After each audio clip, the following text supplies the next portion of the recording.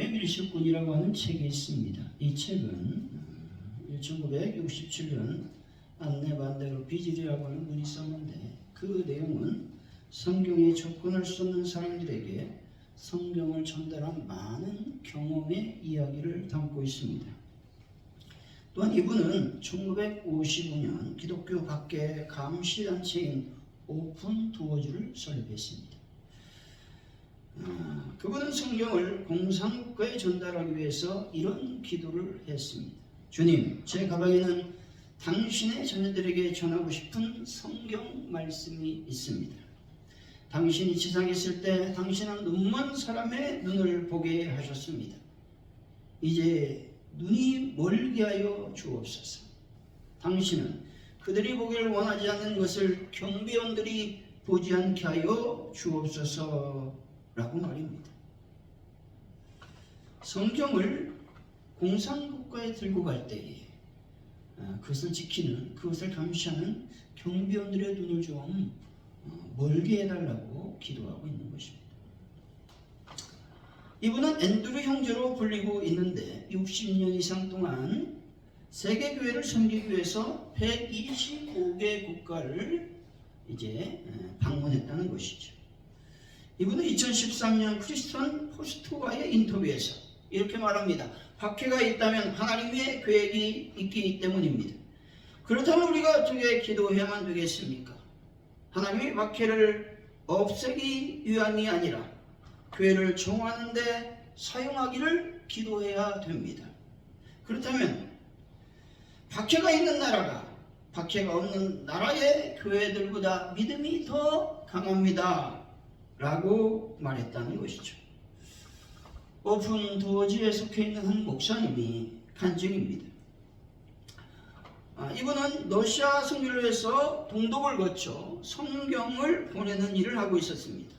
당시 러시아는 성경의 반입을 철저히 막고 있었는데 동독을 통해 넘어가는 짐은 감시를 그렇게 심하게 하지 않았다는 것이죠. 몇 번의 성공을 거듭한 목사님은 무려 2만 권의 성경을 러시아로 보낼 계획을 세웠습니다. 만반의 준비를 하고 동독으로 들어가는 순간 청천벽력 같은 소리가 들려왔습니다. 비밀경찰이 성경을 모두 압수했다는 것입니다. 그동안 단 한 번도 걸리지 않았던 성경을 러시아 국경도 아닌 동독 국경에서 전부 빼앗기고 말았다는 것이죠. 지구로 들어간 목사님 눈물을 흘리며 하나님께 원망했습니다. 하나님, 어떻게 이럴 수 있습니까? 다른 일도 아니고 복음을 전하려고 한 일인데 말입니다. 그로부터 아주 오랜 시간이 지나고 이 목사님은 하나님의 뜻이 무엇인지 알게 되었습니다. 훗날 동독의 비밀 경찰기관인 슈타제 문서가 공개됐는데 그 중에는 목사님이 빼앗긴 2만 권의 성경이 배편을 통해 무사히 러시아에 도착했다는 정보가 적혀 있었다는 것입니다. 이런 하나님의 놀라운 은혜의 역사를 보면서 우리의 짧은 생각으로는 하나님의 놀라운 계획을 이해할 수 없다는 것입니다.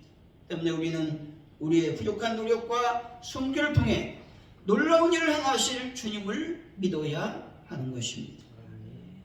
그리고 주님의 말씀을 세상에 전파하는 사명에 온 힘을 쏟아야 되는 것이죠.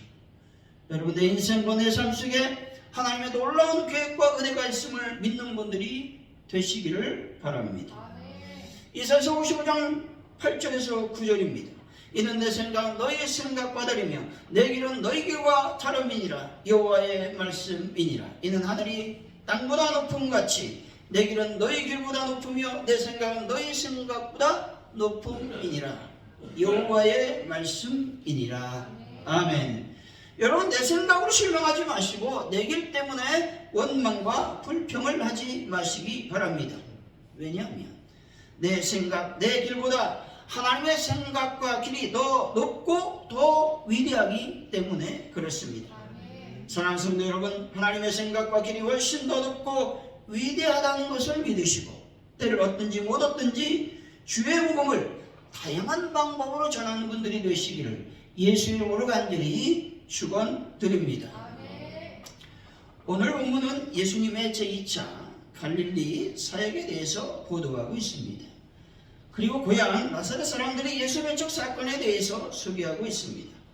예수님의 갈릴리 사역은 AD 27년경에 시작이 되었는데 또 예수님의 수세 및 시험 기간은 AD 26년경이 있었습니다. 따라서 예수님의 수세 및 시험 사건과 갈릴리 사역의 계시 사건 사이에는 한 6개월 내지는 1년 정도의 이 공간이 있다는 것이죠.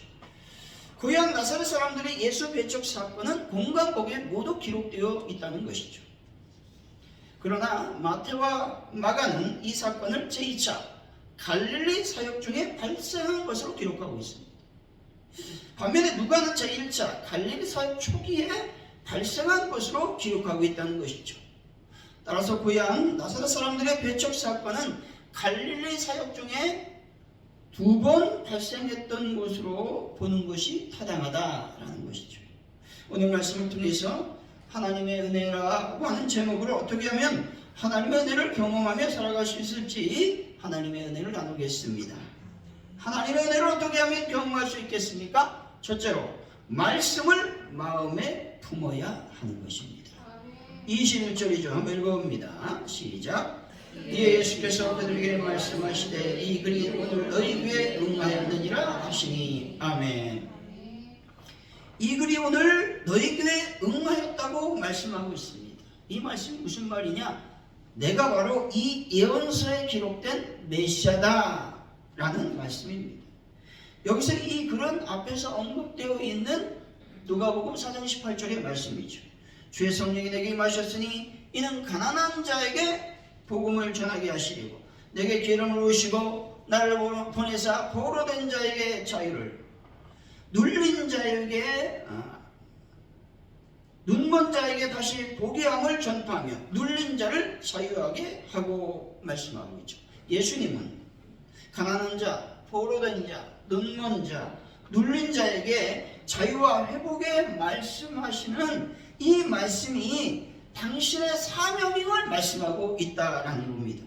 다시 말해 예수님은 항상 이사야 말씀뿐만 아니라 하나님의 말씀을 마음에 품고 계셨다라는 의미가 있다는 것이죠.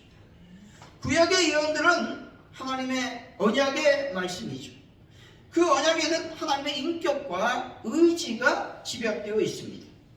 예수 그리스도는 이러한 하나님의 언약적 확증으로 이 땅에 오시면서 늘 언제나 말씀을 마음에 품고 계셨음을 말하고 있는 것입니다.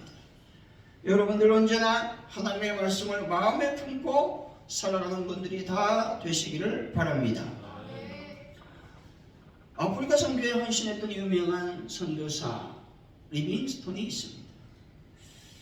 그는 의학을 공부하면서 단순한 의사가 되는 것이 아니라 복음 들고 어두운 세상에 나가서 하나님의 복음을 증거하는 것이 자신의 소명임을 깨닫게 되었습니다. 그는 성경을 읽으면서 늘 하나님 앞에 무릎 꿇고 기도했고 자신의 삶을 복음 전파를 위해 헌신하기로 결정했다는 것이죠. 그는 영국에서 안정된 삶을 누릴 수 있었지만 하나님의 말씀을 품고 끝까지 믿음의 길을 걸어갔습니다. 그 말씀이 바로 마태복음 28장 19절의 말씀입니다.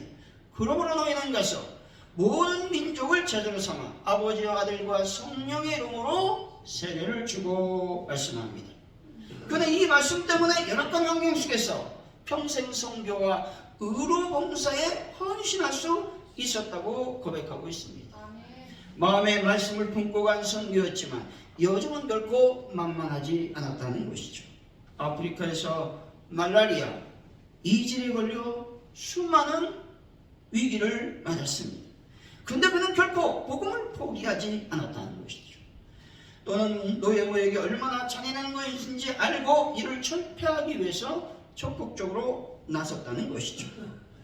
그는 아프리카 내륙까지 들어가 복음을 전하기 위해서 강을 따라 항해하며 새로운 길을 개척해 나갔습니다. 그때마다 그의 마음을 사로잡는 말씀이 있었는데 그 말씀이 여호수아서 1장 9절의 말씀입니다. 내가 내게 명령한 것이 아니냐. 강하고 담대하라.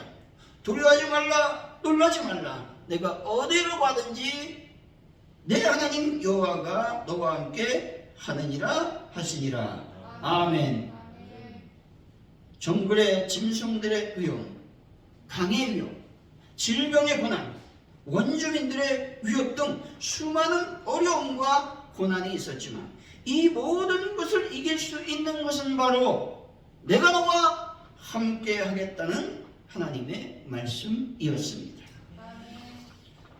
1873년 그는 아프리카에서 조용히 세상을 떠났습니다. 사람들이 그의 장막을 발견했을 때 그는 무릎을 꿇은 채 기도하는 자세로 숨을 거두었습니다. 이것은 그가 끝까지 하나님께 기도하며 신실하게 살았다는 증거인 것입니다. 하나님의 말씀을 품고 복음을 증거했던 그는 이렇게 말합니다. 이 모든 삶은 하나님의 은혜였습니다. 하나님의 말씀이 아니었으면 이 모든 사역을 감당할 수 없었습니다. 라고 고백하고 있는 것입니다. 여러분, 과연 여러분은 지금 마음에 무엇을 품고 이 시간을 보내고 계십니까? 하나님의 말씀을 품고 계십니까? 아니면 세상의 자랑과 물질을 마음에 품고 계십니까? 한국교회 지탄의 대상이 된 이유는 성도들이 하나님 말씀을 품고 있지 않기 때문에 그렇습니다. 세상 사람들과 다를 바 없는 성도들의 삶을 보면서 세상 사람들은 실망하고 있다는 것이죠. 교회가 세상과 구별되기 위해서는 반드시 말씀을 마음에 품고 있어야 합니다. 성도가 세상과 구별된 삶을 살기 위해서는 마음에 하나님의 말씀을 품고 실천하며 살아가야 되는 것이죠. 세상의 성공을 따라갈 것인가, 아니면 하나님의 말씀을 붙들고 믿음으로 살아갈 것인가, 지금 여러분 결단하시기를 바랍니다. 여러분, 하나님의 말씀을 마음에 품고 끝까지 충성한 삶을 살아가겠다고 결단하는 분들이 다 되시기를 바랍니다. 사랑하는 성도 여러분, 세상 끝까지 복음을 전하지 못하더라도 말씀을 마음에 품고 살아서 내 삶의 삶 속에서 세상 사람들에게 예수의 모습을 보여주는 분들이 되시기를 예수 이름으로 간절히 축원드립니다. 하나님의 은혜를 어떻게 하면 경험할 수 있겠습니까? 두 번째, 편견과 선입견을 버려야 하는 것입니다. 22절이죠. 한번 읽어봅니다. 시작.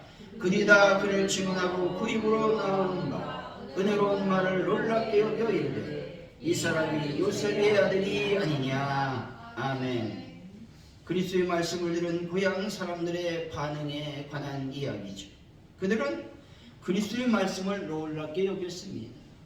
놀랍게 여겼다라는 반응은 무슨 말입니까? 말씀의 은혜를 받았다라는 의미로 해석해 볼 수가 있습니다. 그런데 이 놀라운 그리스도의 말씀을 듣고 그들은 예수님을 메시아로 영접하고 믿었습니까? 그렇지 않았다는 것입니다. 그들은 이 사람이 요셉의 아들이 아니냐라고 의심했다는 것입니다. 요셉의 아들이라고 하는 말은 그리스도가 하늘로부터 오신 분이 아니라 자신들과 같은 인간이요 또 천한 목수라는 의미가 있습니다.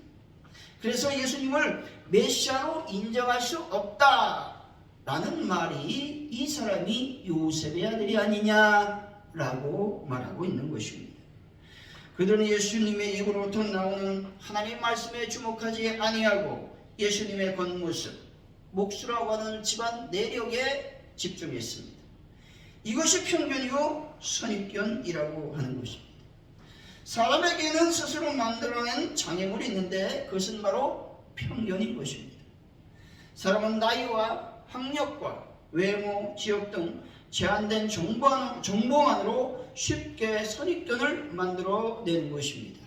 이 선입견으로 사람으로 하여금 진실과 전혀 다른 방향으로 판단을 하게 만드는 것입니다.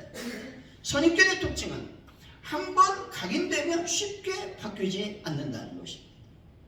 이런 선입견에 대해 예수님은 선지자가 고향에서 환영을 받지 않았음을 말씀하고 있는 것입니다.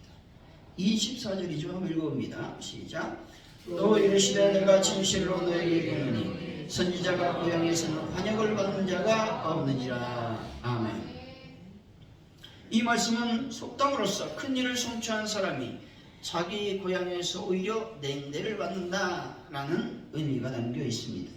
왜냐하면 사람들은 시기와 질투심으로 인해서 타인의 탁월성을 객관적으로 인정하기를 꺼려하기 때문에 그렇습니다. 그리고 타인을 자신의 평범한 수준으로 벽화시키기를 원하기 때문인 것입니다. 여러분, 나보다 남을 낮게 여김으로 선입견에서 벗어나시기를 바랍니다. 여러분이 잘 알고 있는 C.S. 루이스라고 하는 분이 있습니다. 이분은 철저한 무신론자였다는 것이죠. 하지만 그는 예수님은 단순한 위대한 스승이 아니라 참 하나님이시다라는 진리를 깨닫고 자신의 선입견을 내려놓고 복음을 연구했습니다. 그는 어릴 때부터 교회를 다녔지만 개인적인 경험과 교육을 통해 점차 기독교 신앙을 부정하는 무신론자가 되었다는 것이죠.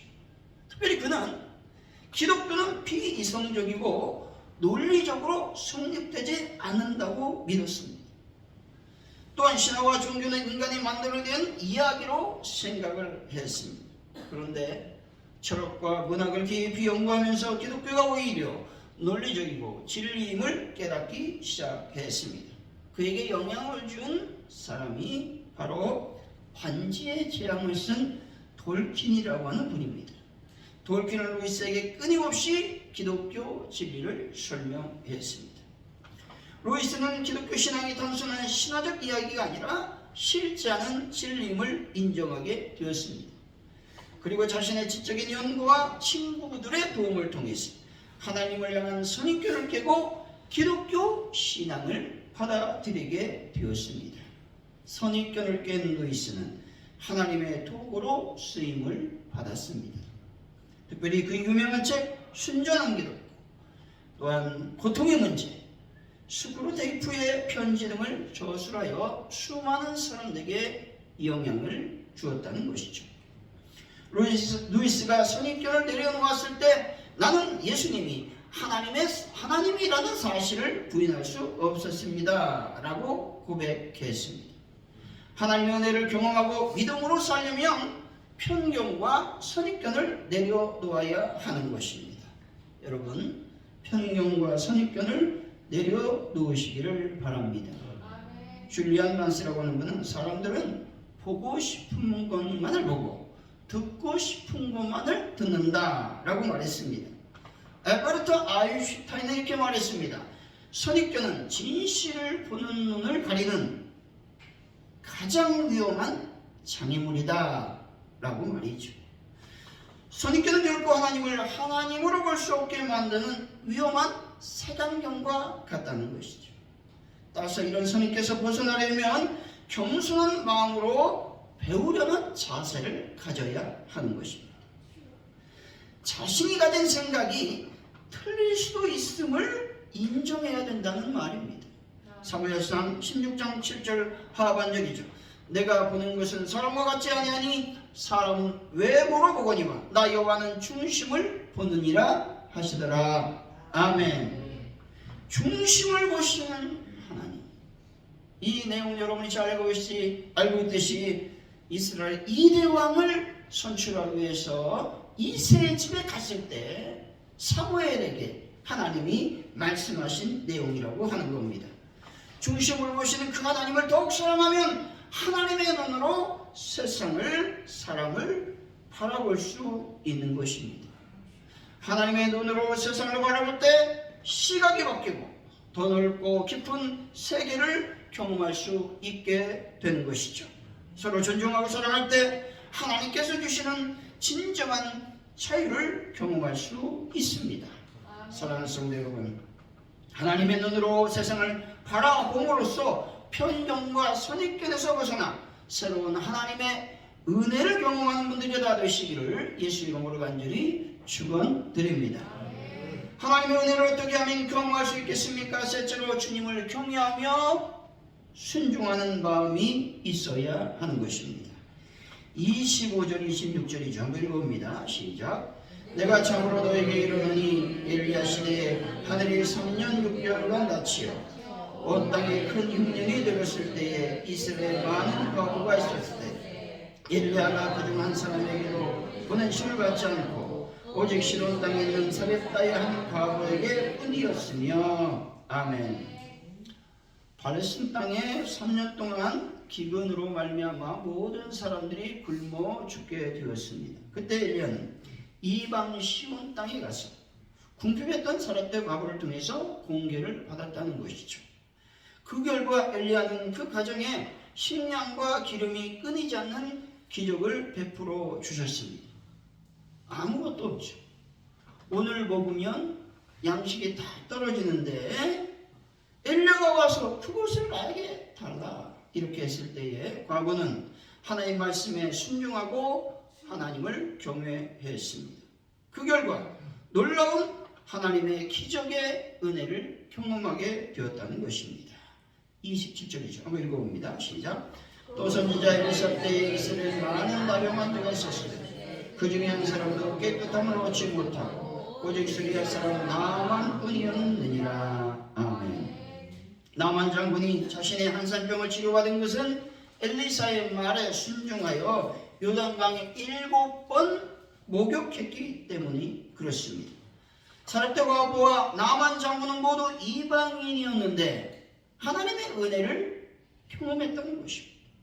왜냐하면 이들은 하나님을 경외하며 하나님께 순종했기 때문에 그렇습니다.